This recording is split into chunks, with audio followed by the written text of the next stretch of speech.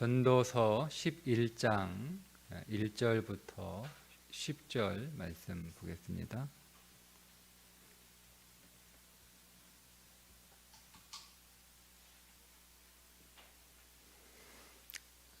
전도서 11장 1절부터 10절입니다. 너는 네 떡을 물 위에 던져라. 여러 날 후에 도로 찾으리라. 7에게나 8에게 나눠줄지어다. 무슨 재앙이 땅에 임할는지 내가 알지 못함이니라. 구름에 비가 가득하면 땅에 쏟아지며 나무가 나무로나 북으로나 쓰러지면 그 쓰러진 곳에 그냥 있느니라. 풍세를 살펴보는 자는 파종하지 못할 것이요 구름만 바라보는 자는 거두지 못하리라. 바람의 길이 어떠함과 아이벤 자의 태에서 뼈가 어떻게 자라는지를 네가 알지 못한 같이 만사를 성취하시는 하나님의 일을 네가 알지 못하느니라. 너는 아침에 씨를 뿌리고 저녁에도 손을 놓지 말라. 이것이 잘 될는지 저것이 잘 될는지 혹 둘이 다 잘 될는지 알지 못함이니라. 빛은 실로 아름다운 것이라. 눈으로 해를 보는 것이 즐거운 일이로다. 사람이 여러 해를 살면 항상 즐거워할지로다. 그러나 캄캄한 날들이 많으리니 그 날들을 생각할지로다. 다가올 일은 다 헛되도다. 청년이여 네 어린 때를 즐거워하며 내 청년의 날들을 마음에 기뻐하여 마음에 원하는 길들과 내 눈이 보는 대로 행하라. 그러나 하나님이 이 모든 일로 말미암아 너를 심판하실 줄 알라. 그런즉 근심이 네 마음에서 떠나게 하며 악이 네 몸에서 물러가게 하라. 어릴 때와 검은 머리의 시절이 다 헛되니라. 아멘. 전도서 10장까지 전도자는 인생의 헛됨에 관하여 낱낱이 보고한 다음에 이제 11장과 12장에서 결론을 내리는데 어떻게 살아야 하는가, 이 헛된 세상을 헛되지 않게 살아가는 것은 무엇인가에 관해서 11장에서 그리고 12장에서 결론을 내립니다. 오늘 우리가 읽은 11장에서 전도자가 내리는 헛되지 않는 인생의 결론은 세 가지 정도로 요약이 되는데요. 하나는 이웃을 사랑하는 삶을 살아가는 것입니다. 1절에 너는 네 떡을 물 위에 던져라. 여러 날 후에 도로 찾으리라. 이웃을 사랑하는, 구체적으로 구제하는 삶을 살아가는 거죠. 내게 있는 것을 사람들에게 나누어 주는 삶을 살아가는데, 그 나누어 줄 사람을 내가 특정해서 내가 주고 싶은 사람, 그리고 나누어 주면 그것을 유익하게 혹은 유용하게 잘 쓸 사람, 또 내가 나눠주면 다시 내게 그것을 돌려줄, 다시 은혜를 나에게 갚아줄 사람, 이렇게 사람을 구분해서 저 사람은 나눠줄 만한 사람이다 이렇게 생각하고, 또 저 사람은 그럴 필요가 없는 사람이다 이렇게 해서 따져서 그 구제하는 이웃사랑이 아니고, 그냥 내 나눠주는 게 어디로 어떻게 흘러갈지 몰라요. 그냥 물길을 따라서 흘러가다가 바다에서 다 이제 끝나는 걸지, 아니면은 중간에 필요한 사람이 그 떡을 건져 먹을지 모르는 거예요. 그냥 내게 있는 주신 것들을, 하나님께서 우리에게 주신 것들 중에 10개 주셨으면 10개가 다 내 몫이 아니에요. 그 가운데 어떤 것은 이웃 사람, 옆에 있는 사람의 몫으로 내게 주신 거예요. 하나님이 각각의 사람들에게 필요한 것들을 다 그 사람에게만 주시면 편하잖아요. 하나님이 나한테 너는 8개가 필요하니까 8개만 가져라. 이렇게 해서 8개만 주시면 되는데 10개를 주셔서 2개를 옆에 있는 사람들에게 나눠주라. 이렇게 말씀을 하신단 말이에요. 그렇게 하시는 이유가 우리는 그렇게 옆 사람에게 나누어 줄 것을 나한테 주셔서 나눠주게 하지 아니하시면 이웃과 교제하며 살아갈 일이 없어요. 그냥 8개, 나한테 필요한 8개 그것만 이렇게 갖고 살면 되잖아요. 지금 옆 사람하고 내가 뭐 굳이 어떤 관계를 맺으면서 살아갈 이유가 없어요. 점점 시대가 이제 혼자 살아가는 시대가 되어가고 있잖아요. 사람을 만나는 게 굉장히 피곤한 시대가 되어가고 있어서 꼭 필요한 경우가 아니라면 사람을 만나지 않고 세상을 살아가는 그 일이 이제는 점점 더 이제 쉬워지고 있는 거예요. 그전에는 반드시 사람을 만나야 되는 거예요. 은행 가서 반드시 창구에서 사람을 만나야 은행 업무를 볼 수 있는데 지금 점점 창구 업무 은행 가지 않잖아요. 저도 은행 간지 굉장히 오래됐어요. 몇 년 됐어요. 은행 간지. 다 인터넷 뱅킹으로 은행에 필요한 업무들을 할 수가 있는 거예요. 심지어는 그전에는 대출 받으려면 은행 가서 직원 만나가지고 서류 작성하고 해야 되는데 요즘은 핸드폰 몇 번 누르면 바로 대출돼요. 그죠? 패스트푸드점 가서 꼭 직원 만나 그 앞에서 사람 만나 사람한테 주문하고 주문 받고 그래서 음식 나오면 음식 받고 그래야 되는데 그렇지 않잖아요. 많은 그 매장에서 그냥 앞에 키오스크 안에 서가지고 버튼 몇 개 누르면 그냥 필요한 주문이 되는 거예요. 그리고 나왔다 그러면 뚝 받고 가져가면 되는 거예요.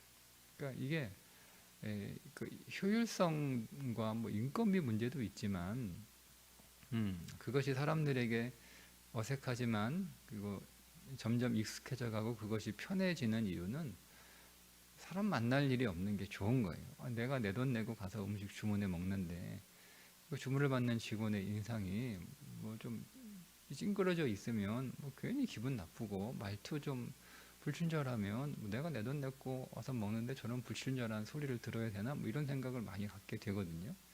그러니까 사람 만나기 싫은 거죠. 편한 거예요. 기계를 대하는 게 훨씬 편한 거예요. 자, 이제 그런 세상이 계속 되어갑니다. 그런데 사람은 본질적으로 혼자 살 수 없게 만들어졌어요. 원래 그렇게 만들어졌어요. 독처하는 것이 보시기에 안 좋아서 하나님께서 그 옆구리에서 하와를 다시 만들어 주셨잖아요. 그러니까 사람은 본질적으로 함께 누군가와 같이 살아가야 되는 존재인데 그런데 그 같이 살아가는 게 너무 피곤한 거예요. 맞춰야 되고 또 조정해야 되고 받아줘야 되고 다 어려운 거예요. 그래서 점점 사회는 이제 혼자 살아가는 시스템이 갖추어져서 혼자 살아도 불편하지 않는 사회가 계속 됩니다. 그러면 창조의 질서가 깨지는 거죠. 그래서 하나님은 오늘 우리들에게 내게 필요한 8개만 주시는 게 아니라 2개를 더 두셔서 2개는 네 거 아니고 옆에 있는 사람에게 나눠주라고 주는 거니까 네가 다 까먹지 말고 2개는 꼭 옆 사람에게 나눠줘라 이렇게 하시는 거예요. 근데 그 2개가요 이제 옆 사람 하나님이 내가 주고 싶은 사람 이렇게 주라고 주신 건 아니잖아요. 그죠? 그러니까 내가 주기 싫어도 내 옆에 하나님이 주라고 하신 사람한테는 줘야 되는 거예요. 내 것이 아니니까. 그러니까 그 사람이 내가 주기 싫어도 하나님이 주라고 하면 주시는 거죠. 그 말은 내가 싫어도 내 마음에 안 들어도 하나님이 그 사람과 소통하고 교제하고 그래서 사랑의 관계를 만들어라 라고 하면 하시는 거예요. 그렇게 해야 되는 거예요. 그것이 헛되지 않는 삶을 살아가는 첫 번째 비결입니다. 그러니까 여러분, 이 세상에서 우리가 남길 것이 하나 있는데 그게 바로 사람입니다. 사람을 남기는 삶을 살아가야 돼요. 사람을 남기는 삶. 음. 우리가 인생의 마지막 순간에 가장 후회하는 것은 다른 게 아니에요. 사랑하지 않았던 삶을 후회합니다. 두 번째, 성실하게 그리고 최선을 다하는 삶을 살아가라 이거예요. 헛되지만, 인생이 헛되지만 헛되다고 해서 대충 살아가는 삶 혹은 최선을 다하지 않는 그런 불성실한 삶을 살아가지 말라는 거죠. 4절에 보니까 풍세를 살펴보는 자는 파종하지 못할 것이요 구름만 바라보는 자는 거두지 못하리라. 언제 파종해야 되나? 일단 이제 풍세만 살피는 거죠. 그러면 이 말은 환경 따라가고 상황 따라가고 형편 따라가면 아무것도 못한다는 거예요. 그래서 환경을 핑계대고 상황을 핑계대고 형편을 핑계대고 나는 이런저런 이유 때문에 하지 못했어 라고 하는 그런 인생이 이렇게 헛되다는 얘기가 뭐 내가 지금 파종할 때가 아닌데 지금 날씨가 안 도와주고 바람이 안 도와주고 비도 안 오고 그런데 할 수 있는 게 아무것도 없다. 해봐야 다 헌질 아니냐, 그죠? 그래도 성실하게 최선을 다해서 살라는 거예요. 우리에게 주어진 삶을 상황이 안 좋아도 형편이 안 좋아도 환경이 나빠도 여러 가지 내 주변에 있는 상황들이 나를 도와주지 않아도 내게 주어진 내가 해야 할 일들을 성실하게 하라는 겁니다. 최선을 다해서. 자, 왜냐하면 우리가 눈에 보이는 현상과 상황이 사실은 전부가 아니라는 거예요. 우리가 상황이 안 좋아서 뭐 해봐야 소용이 없다라고 판단하지만 정말 해봐야 소용이 없는 일이 될지는 모른다는 거죠. 그래서 이렇게 말씀하고 있습니다. 5절과 6절인데요. 바람의 길이 어떠함과 아이벤 자의 태에서 뼈가 어떻게 자라는지를 네가 알지 못한 같이 만사를 성취하시는 하나님의 일을 네가 알지 못하느니라. 그러니까 여러분, 인생의 경영이 나에게 있는 것이 아니라 하나님께 있다는 거예요. 그러니까 인생의 경영을 내가 하는 것이 아니라 하나님이 하시는 것이기 때문에 내가 이렇게 저렇게 판단할 수 없다는 거죠. 사실 내가 일하지만 정말 정작 일하시는 분은 하나님이시라는 거예요. 하나님이 일하시기 때문에 내게 주어진 삶의 상황에서 최선을 다하게 성실하게 일하는 것이 중요하다. 그렇죠? 그래서 이어지는 6절에 너는 아침에 씨를 뿌리고 저녁에도 손을 놓지 말라. 이것이 잘 될는지 저것이 잘 될는지 혹 둘이 다 잘 될는지 알지 못함이니라. 그러니까 최선을 다해서 성실하게 살라는 거예요. 인생이 헛되다고 해서 어차피 헛된데 열심히 살아야 할 이유가 없다. 인생이 헛된데 뭐 최선을 다하나.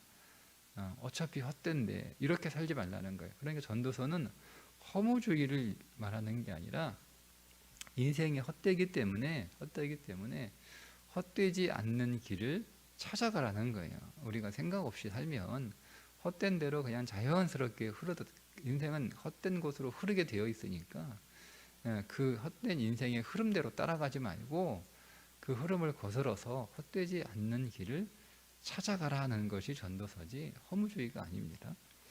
자, 그리고 세 번째는 낭비하지 말라는 거예요. 젊음을 낭비하지 마라. 힘을 낭비하지 마라. 시간을 낭비하지 마라. 돈을 낭비하지 마라. 뭐 이렇게 어쨌든 낭비하지 말라. 이거 쓸데없는데 사용하지 말라 이 뜻입니다. 그게 이제 9절부터 10절까지 있는 말씀이에요. 앞에 있는 말씀들은 9절에 보니까 청년이여 네 어린 때를 즐거워하며 내 청년의 날들을 마음에 기뻐하며 마음에 원하는 길들과 내 눈이 보이는 대로 행하라. 그러나 이 모든 일로 하나님이 너를 심판하실 줄 알라라는 거죠. 그러니까 그래, 네가 좋아하는 대로 살아, 네가 원하는 거 해, 네가 기뻐하는 인생, 네가 행복한 인생 살아. 그러나 어떻다는 거예요? 그 모든 삶의 결론을 하나님이 심판하신다는 거예요. 그러니까 네가 하고 싶은 대로 살아가는 것이 아니라 우리는 그것들을 절제하면서 우리가 낭비하지 않고 하나님 앞에서 받을 심판을 늘 기억하며 신중하게 근심이 없는, 악이 없는 삶을 살라는 거예요. 이 세 가지입니다. 12장에 또 다른 말씀이 나오는데 이 세 가지는요, 사실은 이웃사랑입니다. 전도서의 결론은요, 헛되지 않는 삶을 살아가려면 두 가지 삶을 살아야 되는데 11장에서 이웃을 사랑하는 삶을 살아가라는 것이고요, 12장은 하나님을 사랑하라는 삶을 살아가는 것인데 11장에서 이웃을 사랑하라, 그 이웃을 사랑하는 게 뭐냐? 나눠주는 거다. 그죠? 두 번째, 성실하게 최선을 다해서 살아가는 거다. 그죠? 여러분, 우리가 학생은 성실하게 공부를 열심히 최선을 다해서 하는 것이 이웃을 사랑하는 거예요. 선생님을 사랑하는 거죠. 자기를 가르치는 자들을 사랑하는 거잖아요. 그죠? 그게 이웃사랑이에요. 이웃사랑. 선생님한테 선물 주고 이러는 게 이웃사랑이 아니고요, 최선을 다해서 성실하게 공부하는 거. 직장인은 최선을 다해서 성실하게 일하는 거. 그게 이웃사랑이죠. 오늘 우리에게 주어진 삶을 최선을 다해서 성실하게 살아가는 것이 이웃사랑입니다. 우리가 하는 모든 일들은 사실은 나 자신만을 위하는 삶이 없어요. 내가 농사지어서 이거를 팔아가지고 내가 돈을 벌려고 농사를 짓는 거잖아요. 그죠? 근데 그게 나만을 위한 게 아니잖아요. 내가 농사를 지어서 이 양식이 필요한 사람들에게 파는 거잖아요. 그죠? 내가 농사 안 지으면 양식을 필요로 하는 사람들이 이 양식을 구할 수 없으니까. 그러니까 사실은 내가 농사를 짓는 건 나만을 위한 것이 아니라 이웃을 위한 거예요. 그러니까 농사를 최선을 다해서 풍년이 돼야 될 거 아니에요. 흉년이 되면 곡식값이 올라가니까 가난한 사람들은 다 먹을 수가 없는 거예요. 그러니까 풍년이 돼야 되는 거니까 그러니까 시선이 완전히 다르죠.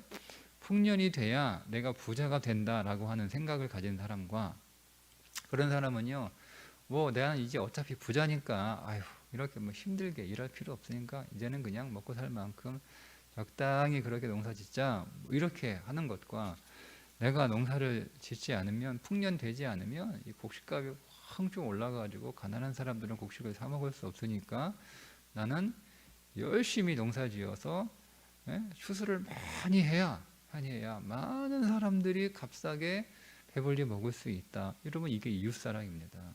그죠? 그러니까 우리는 결코, 그러니까 시선이 다른 거예요. 똑같이 농사를 지어서 풍년이 되기를 원하지만 그게 자기 배 두드리기 위해서 풍년이 되고자 하는 사람의 인생과 내가 다른 사람을 값싸게 배불리 먹게 하는 농사꾼이 되어야 되겠다라고 하는 사람의 인생의 길이 다르잖아요. 그죠? 그게 최선을 다하고 성실을 다하는 삶이고, 그게 바로 이웃사랑이라는 거예요. 이웃사랑이라는 거. 그런 삶을 살아갈 때 그게 헛되지 않다라고 하는 거예요. 여러분, 내 인생에 내가 가진 것들을 낭비하지 않는 거. 낭비한다는 게 뭐죠? 그거는 자신만을 위해서 쓰는 게 낭비하는 거예요. 하나님 말씀드렸잖아요. 우리 주신 모든 것들은 다 이웃을 위한 몫이 다 나한테 있는 거예요. 시간도 다 내 시간이 아니고 이웃을 위한 시간이 항상 있는 것이고, 또 내게 있는 재능도 다 나만을 위한 것이 아니라 이웃을 위한 것이 다 있는 거예요.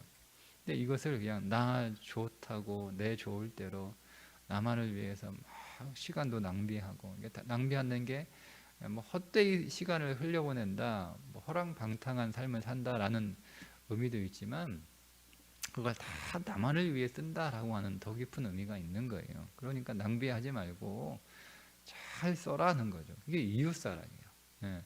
그러니까 첫 번째 우리가 사람들에게 구제하는 건 뭐 아주 명백하게 이웃사랑이니까 우리는 쉽게 받아들일 수 있어요. 근데 우리가 대부분 뭐 구제하고 나누어 주는 그런 이웃사랑의 첫 번째 단계에서 딱 멈춰 있는 거예요.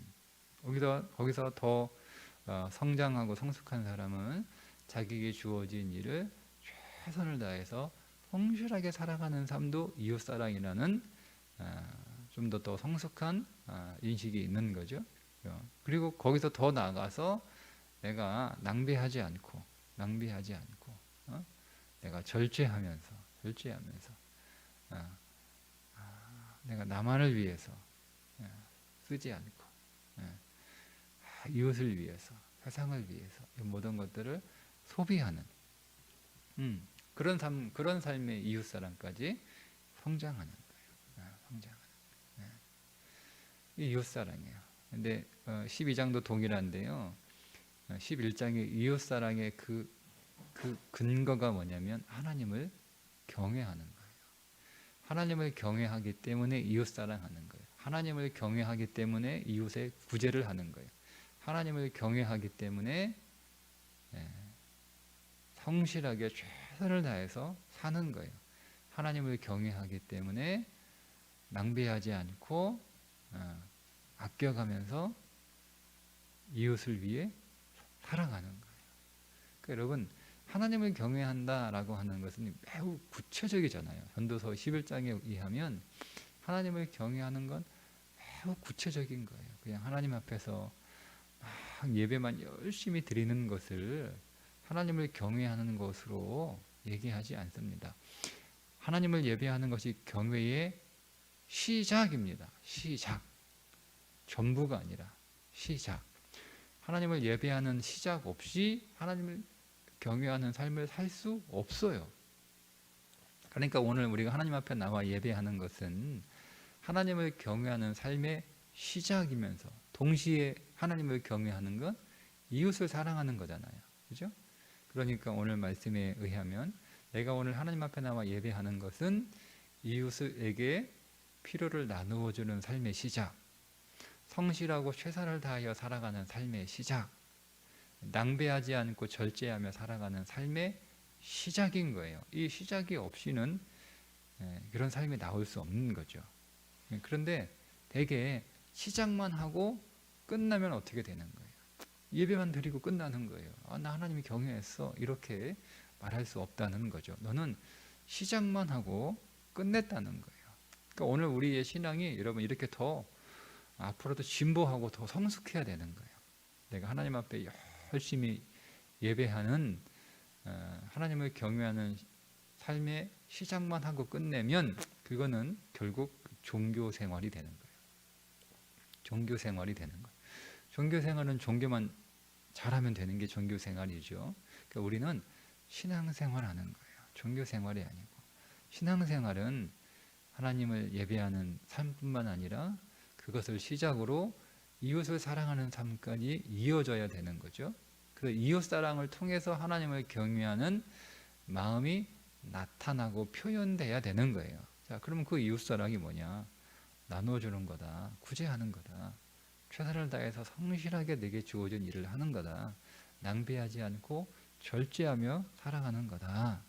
악하게 살지 말고 피해주지 말고 살아가는 거다라는 거죠.